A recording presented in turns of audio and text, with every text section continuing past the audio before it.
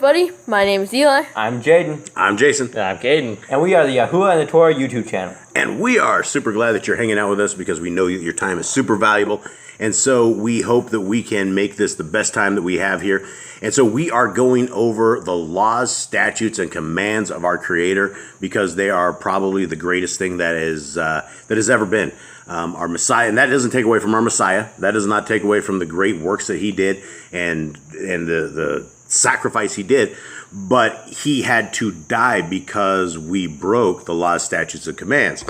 And so yesterday we went over commandments 1 through 10. And I didn't know about this till after our last one, but this guy, whoever this list is, I think this is like a Jewish list of commandments. So this isn't exactly as I would put them because you get commandments right out of the first of Genesis, and I haven't seen that here. But what we have is on commandment number 10, it says not to test the prophet. It should be saying not to test Yahuwah, but for some reason it says the prophet. Yeah, and so commandment 9 was to listen to the true prophet, and 10 was not to test the prophet. And so we have never gone over this list, this particular list of these, and so we are going over them with you guys. And even though it's like a Jewish list of what they call the mitzvahs of the 613 laws, I think there's a lot more, but we should know them all. And so let's begin. Commandment number 11, to emulate His ways. Caden. Deuteronomy 28:9. Yahuwah establishes you as a Kodesh people to Himself, as He has sworn to you, if you guard the commands of Yahuwah, your Elohim, and walk in His ways. Okay, number 12, to be with those who only worship Him. All right, Deuteronomy 10:20. Revere Yahuwah your Elohim, serve Him, and cling to Him, and swear by His name. So it doesn't say to be with only those who worship Him. It says to worship Him only. It didn't say to be with other people. Yeah, so again, this guy's little list is all broken. So what is the actual commandment on that? It's to serve Yahuwah. It says to cling to Him, swear by His name, serve Him, and revere Him. Yeah, so I don't know. It should be like only follow Him or something like that, not only go with those who worship. It may be different in the translation they got it from. I mean, it is good advice to go with those who worship Him, not to go out to other. And there are other of places. Yeah, there are other places because we should not be hanging out with the pagans. And if you're out there like goat suits or something dancing around a fire, you don't want to hang out with those guys, right? Okay, so here we go.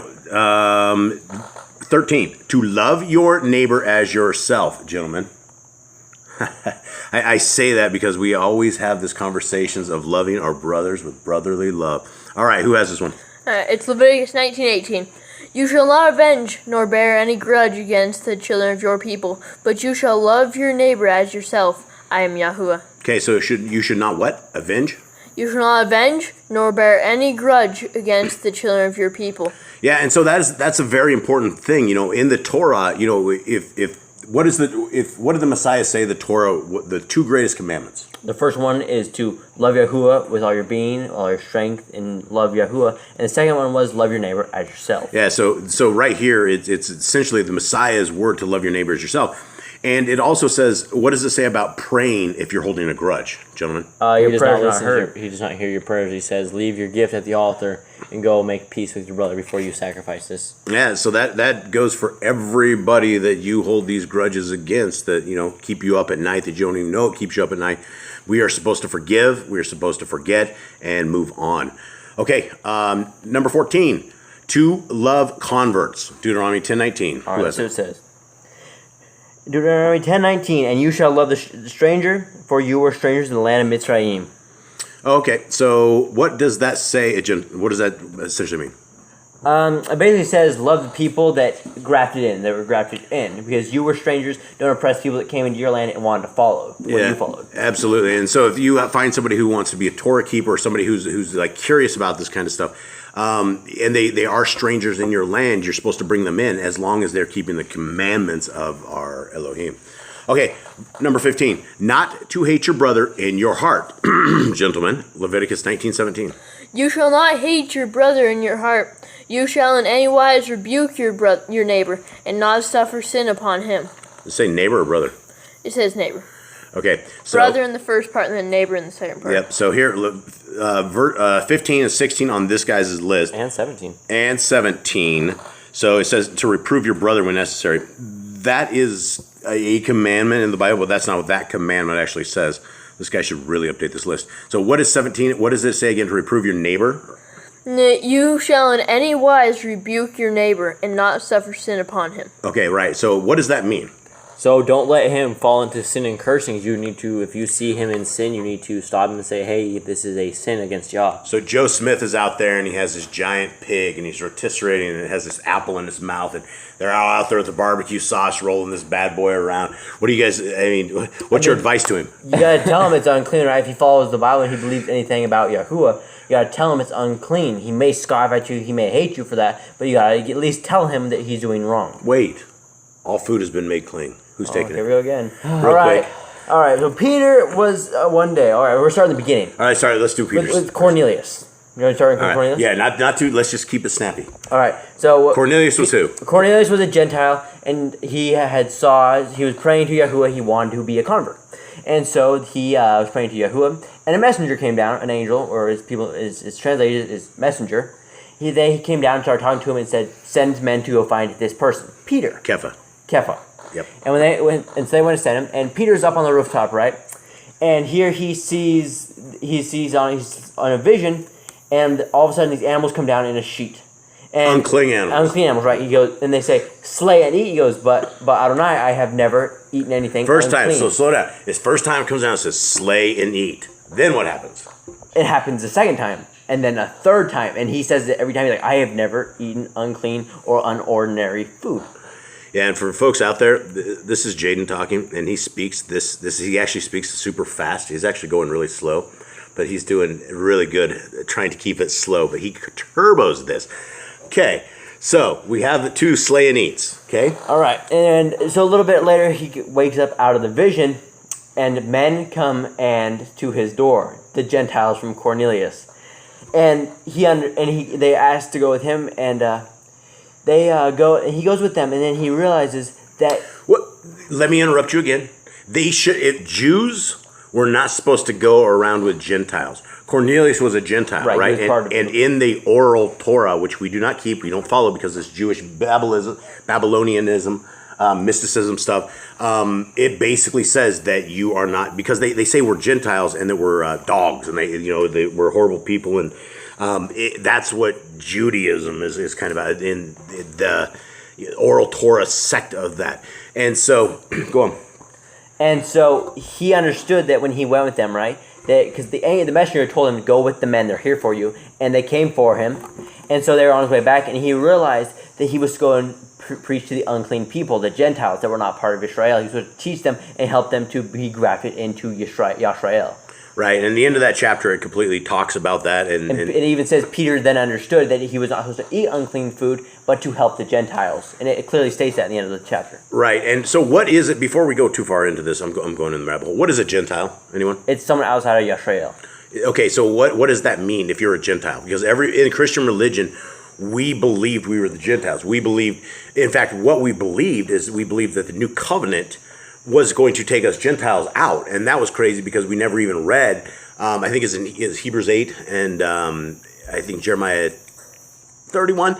It talks about the new covenant, and we just thought as Christians we were Gentiles. But when you actually read the Bible, you find out that Gentiles are the people that are not in covenant with our Creator, and being not in covenant means you're not keeping the laws, statutes, and commands of our Creator. So that is it. That basically, sorry for the rabbit hole, guys. All food has not been made clean, right? You cannot eat a swine, and it's bad. You're not supposed to eat roadkill. You're not supposed to eat any of that stuff. All right. So we tell Joe not to eat the pig. Yes, don't eat the pig, Joe. All right. Let me take that for you, buddy. I'll throw that away. Yeah, let's go feed that to the dogs. Okay, so not to embarrass others. In that last command where you were at on that. That's Eli. Eli, what is the actual? What is that? So we had to reprove your neighbor when necessary, and then it says not to embarrass others. What exactly does that say? So I'll reread the verse. You shall not hate your brother in your heart. You shall in any wise rebuke your neighbor and not suffer sin upon him. So there's nothing about embarrassing others? I mean, you were supposed to take them, and if they wouldn't listen, you were supposed to take them before the thing. I mean, that's probably an embarrassing thing to take them before the priests and all the people. the judges. Yeah, I don't know where this guy compiled the list, but that's not actually a command. I think he had a little bit of a difficult understanding of what these were. Talmud or something like that he's using. But okay, so let's go to 18, which is... No, yeah, 18. Yeah, 18. Not to embarrass others. So there's really no 17 in this list. So there's no, it's all one issue. Yeah, it's all one right there. Anyway, back to 18. Not to oppress the weak. Exodus 22:21. All right, Exodus 22:21 says, "Do not tread down a sojourner or oppress him, for you are sojourners in the land of Mitzrayim." Right, and so that's pretty good command. If you follow up in the next verse, it talks about do not afflict any widow or fatherless child. That's pretty much the weak. Right. So and add those two verses. The Torah has a theme about protecting the weak, and who else are we supposed to protect, Riley Gabe? The fatherless, the widow, the homeless, the poor people. Afflicted, those in need. Jail, prison. We're supposed to take care of those in prison as well. Okay, 19, according to this list, not to slander. Leviticus 19:16. Take us away. Leviticus 19:16 says, "Do not go slandering among your people. Do not stand against the blood of your neighbor. I am Yahuwah." All right, yeah. So obviously, don't talk smack 'cause it's not real. Don't speak what's not true. It's that's the problem with Facebook and all this trash. It's constant slandering. It's constant nose booking. It's a horrible thing. Okay, and the next two are the same verse, so we're going to do 20 and 21 here, and then it takes us out of sync. Anyway, not to take revenge, Leviticus 19:18. That was mine. You shall not avenge, nor bear any grudge against the children of your people, but you shall love your neighbor as yourself. I am Yahuwah. Okay, so another one of those that to love your neighbor, was that back there as well? To love your 19:18. So those are all the same thing right here. I don't know where this guy got the list, but again, that's very important. Not to bear a grudge, and love your neighbor as yourself. So, gentlemen, that's about it. It is a Shabbat. It is a Shabbat Eve. Are you guys glad it is the end of the week? I'm glad for a rest day. It's been a long, tiring week, so it's a good day to have some rest. Yeah, so maybe we can go over some quick laws of the Shabbat. Sunset is here. We should not work. We should not draw water. We should not what? We should not start fires. We should not cook. We should not buy or sell. Don't go mow your yard. Don't work. There's no working. Yep, no Rob Skiba in it. And I love Rob. He mowed his lawn on Shabbat, which is very weird. It's just a day with you, Yah, and your Bible. You eat your food that you already have cooked, and you go spend the day with Yah. Spend it in prayer. Spend it reading the Word. Make a really good day out of it while not working and getting rest. Yeah, it's absolutely a recharging of the human soul and spirit. And okay, that's it. Anyone have anything else? Shabbat Shalom. Shabbat Shalom. Read your Bibles. We are out.